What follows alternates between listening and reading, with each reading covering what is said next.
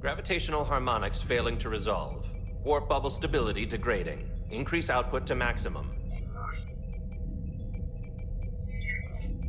Increasing warp output to maximum. It's happening again.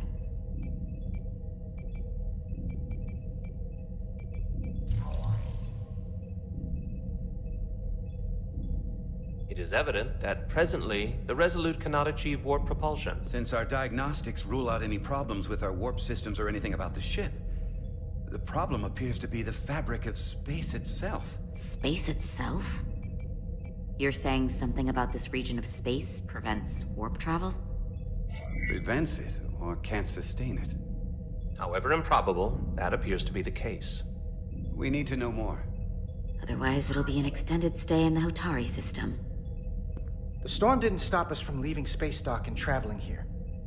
But could it still be causing this interference with warp travel? We must follow sound investigatory principles. Do not let an assumed conclusion drive your analysis. Sometimes we need a little inspired thinking, Mr. Chovak.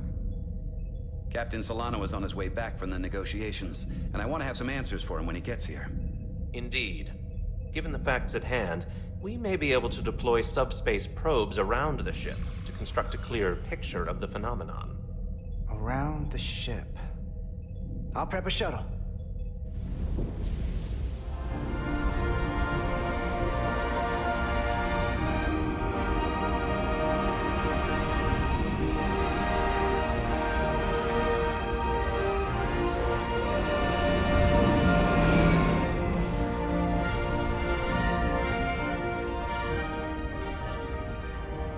Setting up a waypoint at a distance roughly corresponding to the edge of our warp field. When we get there, I'll deploy the first probe.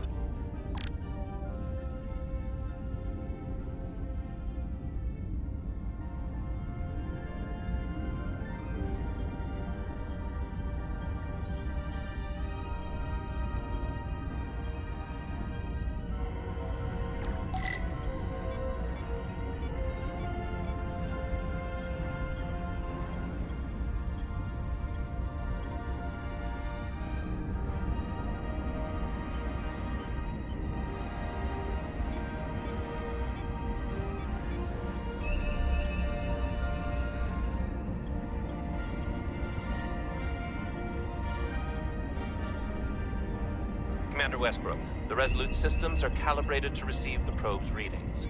We are standing by to reproduce the warp field collapse after the first probe is deployed. Thank you, Mr. Chovak. We'll be in position shortly.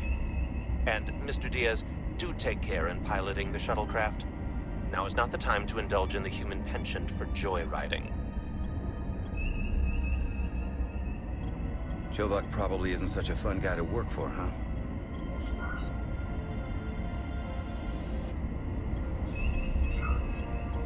Nah, Lieutenant Commander Chovak's not so bad. You know, once you get used to him. And, I've learned a lot working under him. I have a feeling I'm going to have to work harder to be a political animal like you, with this new first officer coming aboard.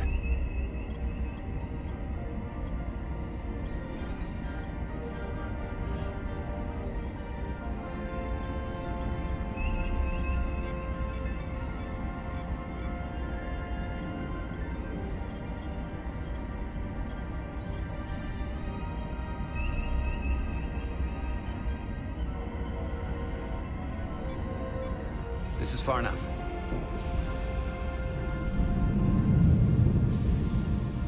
Transporting the first probe into position.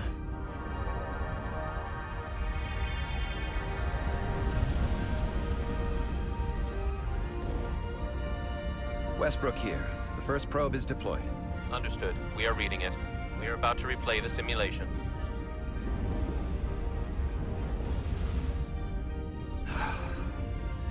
Problem? Don't get me wrong. Things are definitely trending up with Commander Rydek. She's put my ideas into action. And she listened to me when your life was on the line out on the hull. That sounds like a good thing. It is. But I'm still trying to figure out if she's right for the job. She didn't go through what the rest of us did. Still got chosen to be #1. Can't tell if she was actually siding with me, or if we just fell on the same side. Oh, From what I know, Rydek's a real leader. Yeah, that is what we need, isn't it?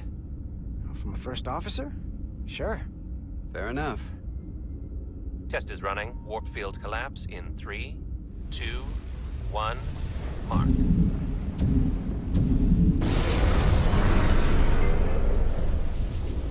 Whoa. All right, that is definitely a problem with the fabric of space. We need to get another probe out there.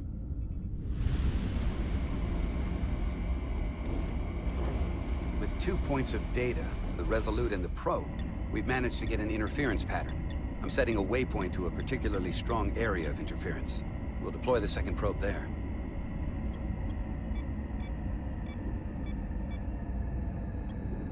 Listen, I'm gonna give you a piece of advice I wish someone had given me. Make sure you're never just one thing. And don't get so focused on what's in front of your face that you lose sight of the big picture. Before Rydek showed up, the captain pulled me into his ready room and told me he didn't think I had the people skills to be first officer. What a load of crap. I mean, if he'd said that about Chovak, sure.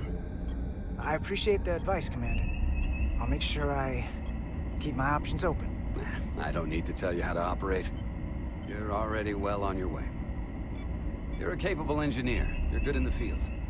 Keep up the good work, and who knows? A solid jack of all departments like you could be Commander-in-Chief of Starfleet one day. Hell, Admiral Jellicoe started as a shuttle pilot. And there are places to go in the enlisted ranks, too. You know, I'd be the best leader Starfleet ever had. Lower decks always have to fix all the problems Command causes. Maybe I'd just save everybody some steps. Well, don't forget about us little people when you're running things. Of course not. You gotta remember where you came from.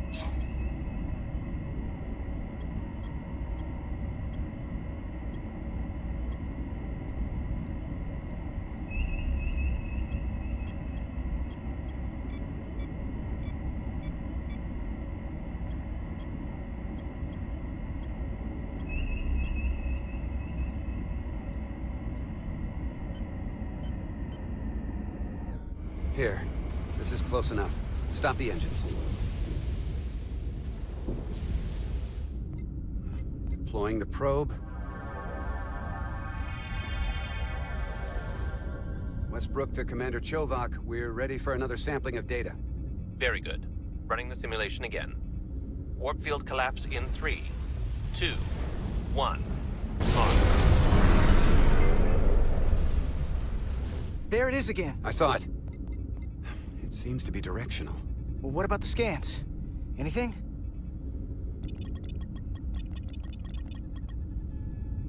Here's the readings in relation to our local space. We've got the Resolute, Otari Prime, and the probes. All this interference is overloading the sensor buffers.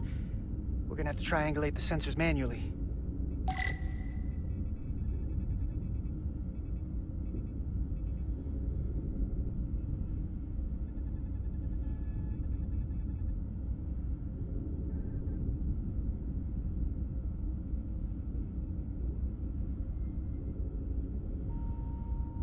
We got something.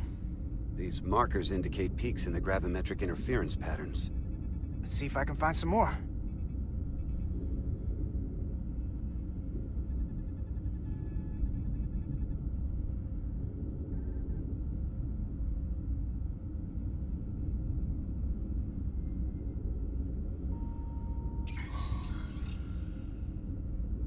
Hold up.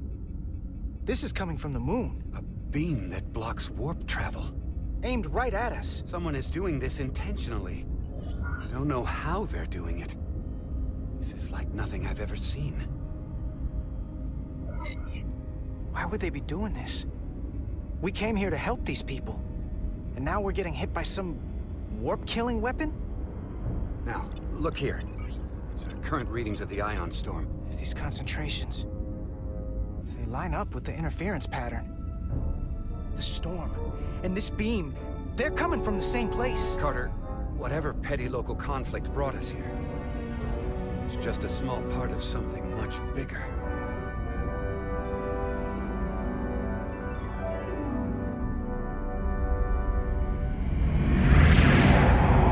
Presently, we don't have an explanation for how they're doing this.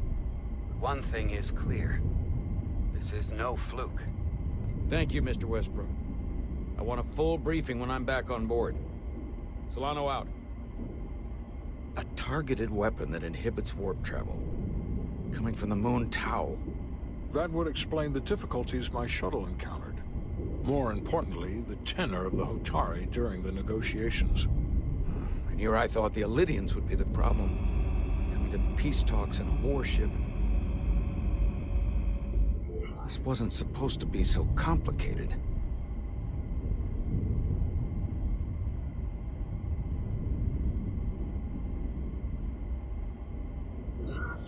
For all their posturing, every indication is that the Illidians are afraid of the Hotari. They didn't bring their warship as a threat. They brought it because they're scared. From everything we witnessed, I would say that is highly likely. But what are they afraid of? Tylus, the Hotari representative, said she thought they found something in the mines. Galvin and Sidron brought it back to the palace, but they're keeping it under tight security. She's going to investigate it. I gave her my tricorder. I expect she'll contact us soon. You found an ally. Why would Tylus help us? Go behind her people's back? It's a fair question, considering. She doesn't like the way Galvin and Sidron have been manipulating the situation. And the Queen. Working with us to go around them isn't the same as betraying her people. That may be true. She's certainly more likely to help than the other Hotari we've met. That raises another question. Specifically, what do the other Hotari have to gain in bringing us here, only to make this hostile maneuver against us? There must be some motivation. Unless they changed their minds between when they asked and when we got here. Sidron was very curious when we spoke outside the Queen's chamber. He wanted to know all about us, our ship, the Federation. He wasn't giving any answers. He was looking for them. Well, I'm sure you didn't tell him too much. I don't think the Illidians know what's really down on that moon either. Major Armintas said the revolt defied explanation. That the Hotari miners somehow harnessed the energy of the storm. Harness the energy of the storm? Doing that is beyond even our capabilities. So is a weapon that disrupts warp travel. There have been civilizations and entities, both past and present, far more technologically advanced than the Federation. The Illidians and Hotari don't fall into that category. But that is all the more reason to investigate further. Commander Rydek, sorry to interrupt. We've received an urgent call from Hotari. The Queen's advisor, Tylus, has asked to speak with you. Put her through.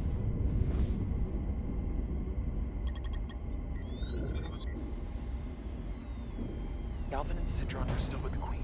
I've enlisted help to gain access to the room they have under guard. I don't have much time.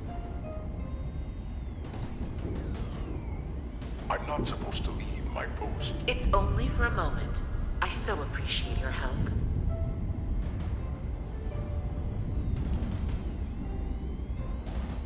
I found something. I'm sending you a scan.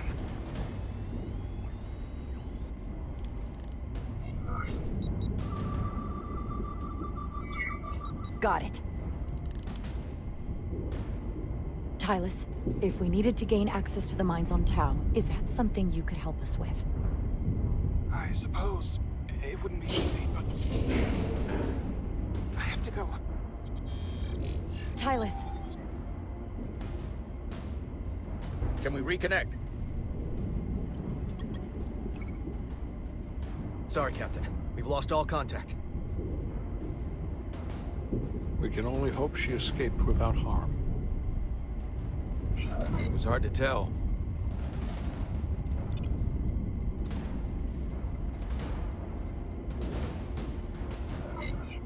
I'm the one who got her into this. If something happens to her, it's my fault. She's one of the Queen's closest advisors. I'm sure she'll be fine. Assuming the Queen isn't part of this. Let's see the scan of whatever the hell that was.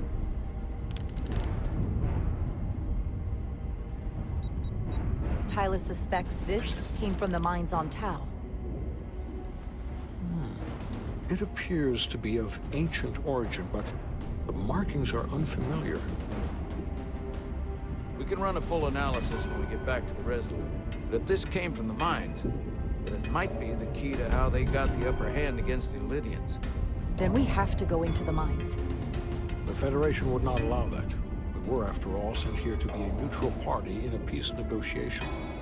However, we could demonstrate that the Hotari have acted in bad faith, which would enable us to investigate the mines on Tau with full justification. But of course, we would need conclusive proof before taking action.